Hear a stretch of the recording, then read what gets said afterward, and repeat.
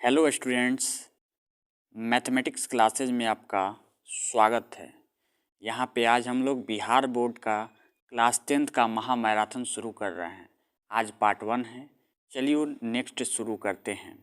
Mathematics class अगर आप चाहते हैं कि मैथ में 90+ मार्क लाने के लिए तो हमारे वीडियो को लाइक कीजिएगा और इसको ज़्यादा से ज़्यादा बढ़ाइए ताकि हम ऐसे ही वीडियो आपके लिए लाते रहें। आज क्वेश्चन बैंक के कुछ प्रश्न होंगे, उसको आप लोग ज़रूर देखिएगा। चलिए नेक्स्ट आगे चलते हैं क्वेश्चन पर। सबसे पहला क्वेश्चन क्या कहता है? तो सबसे पहला क्वेश्चन कहता है कि एक्स अक्ष पर उस बिंदु को ज्ञात करें जो बिंदुओं 7, 6 तथा -3, 4 से समदूरस्थ है। ये 2019 में पूछा गया है बिहार बोर्ड में। यानी कहता है कि इन दो बिंदुओं से ऐसे एक अक्ष पर एक बिंदु ज्ञात करना है जिनसे इस बिंदु और इस बिंदु के बीच के जो दूरी है ये दोनों की दोनों क्या है, बराबर है। तो हम दूरी सूत्र का प्रयोग करके इसको हल करेंगे। तो ये दूरी मीन्स AP बराबर है BP के। AP बराबर क्या है, BP। तो चलिए AP बराबर BP लिख दिए। तो दोनों ओर स्क्वायर करेंगे तो AP स्क्वायर बराबर BP स्क्वायर हो जाएगा। अब करना क्या है, अब दूरी सूत्र का प्रयोग करेंगे। AP स्क्वायर है तो AP स्क्वायर में AP का मान निकालेंगे तो हो जाएगा x -3 का होल स्क्वायर।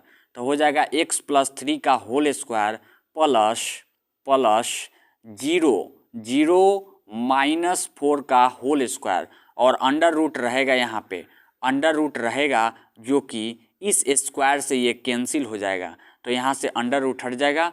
उसी प्रकार इधर भी करेंगे तो x -7 का होल स्क्वायर 0 -6 का होल स्क्वायर, तो यहाँ पे हो जाएगा क्या, यहाँ पे इतना हो जाएगा।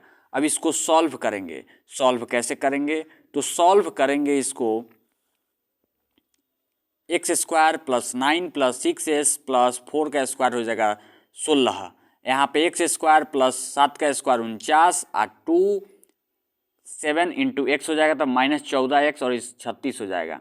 अब इसको सॉल्व करेंगे, x स्क्वायर से x स्क्वायर कट जाएगा और 6x है, यहाँ पे 6 गो x है माइनस है तो माइनस इधर आ गया तब प्लस हो जाएगा, तब 20x हो जाएगा। 20x यहाँ पे हो जाएगा और 16 9 25 होता है, 25 इधर जाएगा तो -25 हो जाएगा और यहाँ पे 49 और 36 85 हो जाएगा। जब इन दोनों को सब्ट्रैक्ट करेंगे, इन दोनों को सब्ट्रैक्ट करने पर हमें 60 प्राप्त होगा और x बराबर हो जाएगा, यहाँ पे गुना है तो इधर आकर भाग होगा, तो 60/20 हो जाएगा 3। यानी कि पॉइंट हमारा क्या हो जाएगा, x का मान निकल कर आ गया है 3, तो पॉइंट हो जाएगा 30। चलिए नेक्स्ट क्वेश्चन की ओर बढ़ते हैं हम लोग।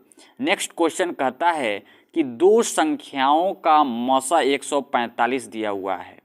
दो संख्याओं का जो मसा है 145 दिया हुआ, कितना दिया हुआ है, 145 दिया हुआ है, तथा उनका लसा जो है 2175 दिया हुआ है।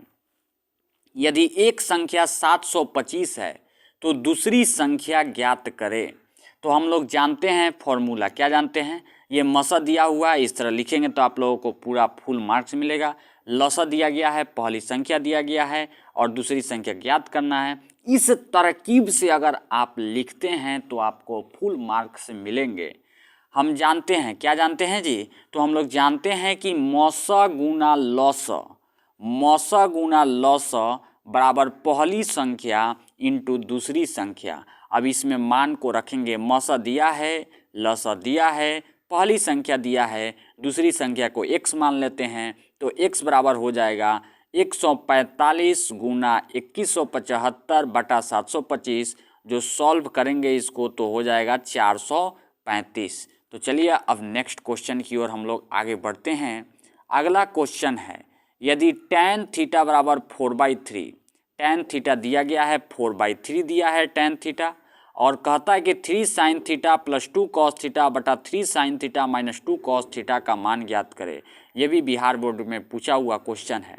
दिया है tan थीटा बराबर 4/3, tan थीटा बराबर होता है P/B, तो H बराबर हो जाएगा √p² + b²।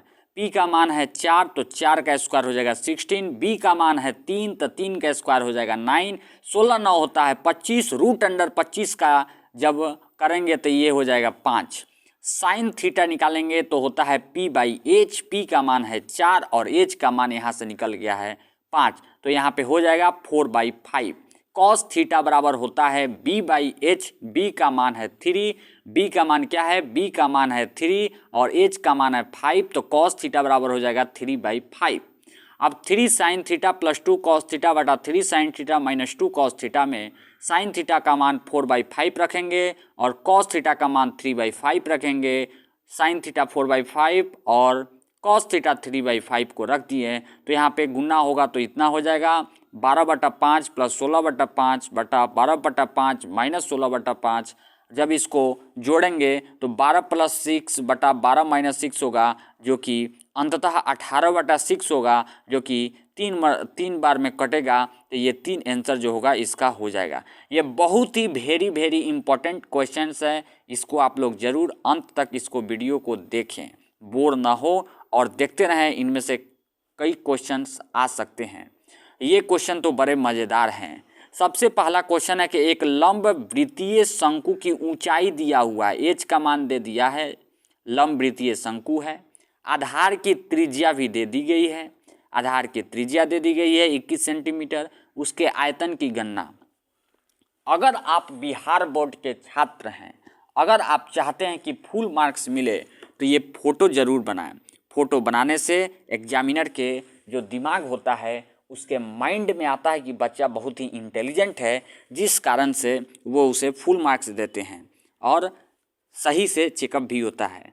तो एच का मान दिया है 28 सेंटीमीटर, त्रिज्या दी हुई है 21 सेंटीमीटर और शंकु का आयतन का फॉर्मूला हमको मालूम है।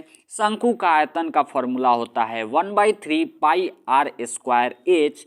यहाँ पे पुटिंग द वैल्यू आ गेटिंग द आंसर 1/3, पाई का मान होता है 22/7, आर दिया है 21 सेंटीमीटर तो 21 हो जाएगा, एच दिया है 28। जब इसको मल्टीप्लाई कर देंगे ये 7 से 7 कट गया, 7 से 7 ये कट गया और 3 से 7 21 कटा, इस तरह जब करेंगे उसके बाद इतना आ जाएगा, ये जो है हमारा आंसर करेक्ट आंसर हो जाएगा। बहुत ही आसान क्वेश्चन था, बहुत ही VBI क्वेश्चन था।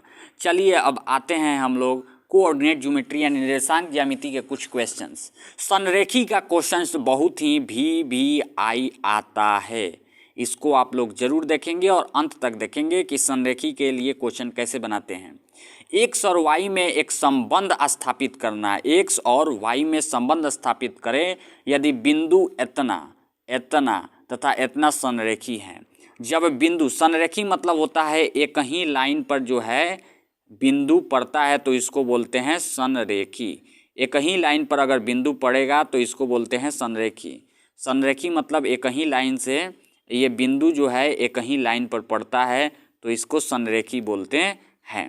तो चलिए संरेखी के लिए अगर बिंदु एक ही लाइन पर है, ये 3 बिंदु अगर एक ही लाइन पर है तो इनसे जो त्रिभुज बनेगा उसका क्षेत्रफल 0 होगा, क्योंकि इसे त्रिभुज बन ही नहीं रहा है तो क्षेत्रफल क्या होगा, 0 होगा। तो यहीं पर आप क्वेश्चंस देखेंगे और इसको बनाना शुरू करते हैं।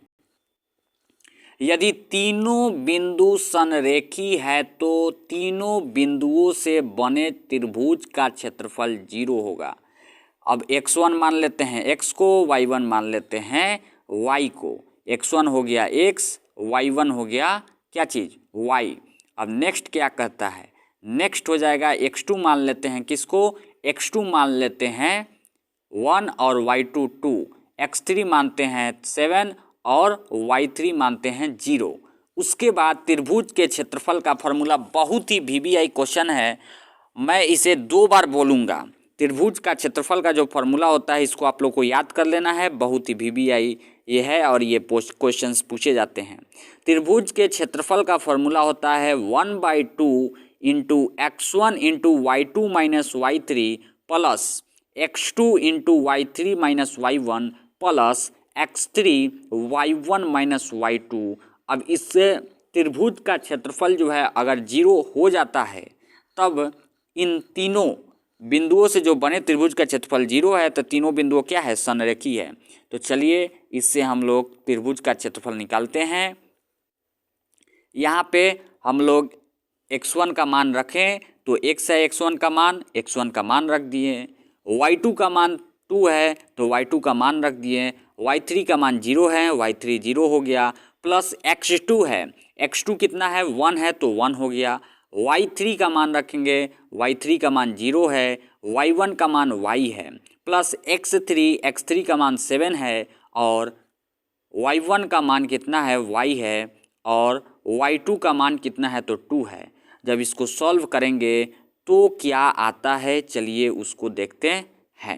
यहाँ पे 1/2 जो है इधर भाग में है तो इधर आएगा गुना में, जब गुना में इधर आएगा तो किसी भी चीज़ में अगर 0 से गुना होता है तो वो क्या होता है, वह शून्य हो जाता है।